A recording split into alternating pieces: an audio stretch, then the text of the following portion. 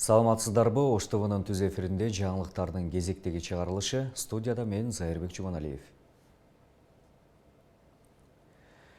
Президент Садыр Жапаров бүгүн Туркия Республикасынын Стамбул шаарына иш сапары менен учуп кетти. Бул тууралуу президенттин басма сөз кызматы билдирет.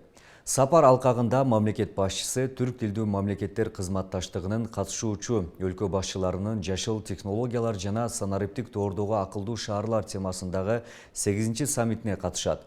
Мындан сырткары саммит аянтчасында президент Садыр Жапаров Туркия, Азербайжан, Өзбекстан, Түркменистан жана Венгриянын лидерлери менен жолугушууларды өткөрүп, эки тараптуу кызматташтыкты кеңейтүү маселелери талкууланары күтүлүүдө.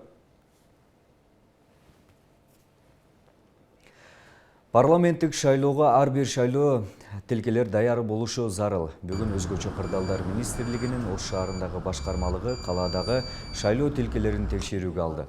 Шаардагы номер 53-12 участогунун башчысына мекеме жетекчилерине өрт коопсуздугун сактоо боюнча түшүндүрүү иштери жүргүзүлдү.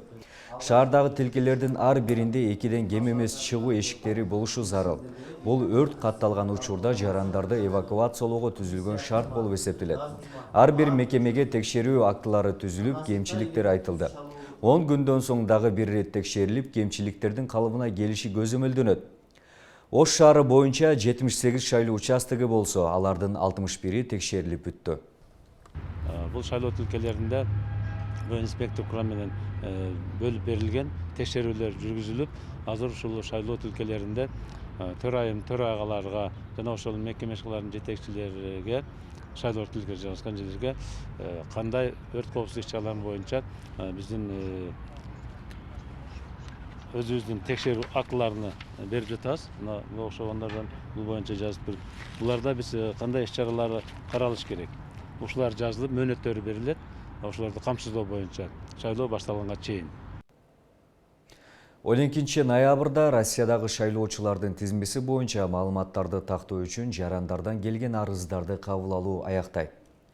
Бул тууралуу Кыргызстандын Россиядагы элчилиги билдирет. Маалыматка ылайык 28 ноябрда өтүүчү жогорку кеңешинин депутаттарын шайлоого катышууну каалаган кыргызстандыктардын жарандары 15 ноябрга чейин шайлоочулардын тизмесине кирүү үчүн консулдук каттоодон өтүп биометрикалык маалыматтарын тапшыра алат.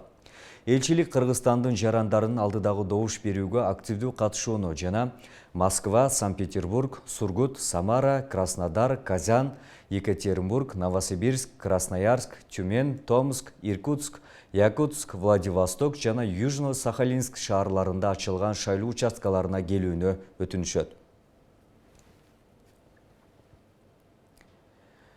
12 ноябрда Бишкекке коронавирус инфекциясына каршы Россиялык Спутник Лайт вакцинасынын 200 000 дозасы келет. Бул тууралуу Россиянын Кыргызстандагы элчилигинин басма сөз кызматы билдирет. Белгиленгендей, бул максатта Россия өкмөтүнүн чечими менен Кыргызстанга COVID-19 менен күрөшүүдө акысыз жардам көрсөтүүнүн алкагында 1,2 миллион доллардан ашык каражат бөлүнгөнү айтылат.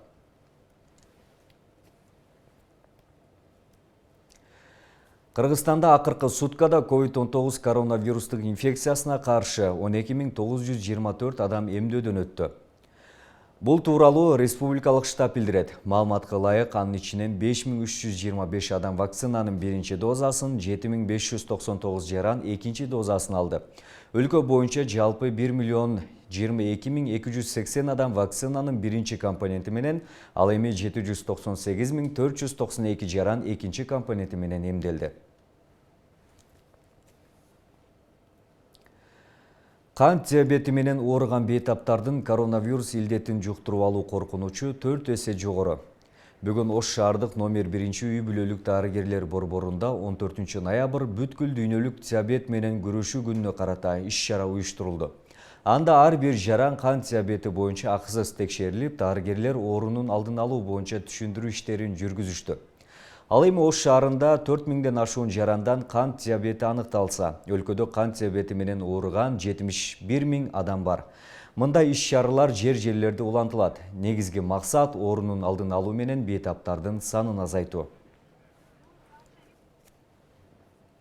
Врачтар бекер баягы сахар диабет немесин анализин бекер кылышып беришет. Атай демөөрчүлөр аркылуу саламаттык сактоо министрлиги жардамы менен ушуну уюштуруп атабыз. Эми өзүңүздөр билгендей, мына биздин Ош шаарында 4000ден ашык кант диабети менен оорулар бар.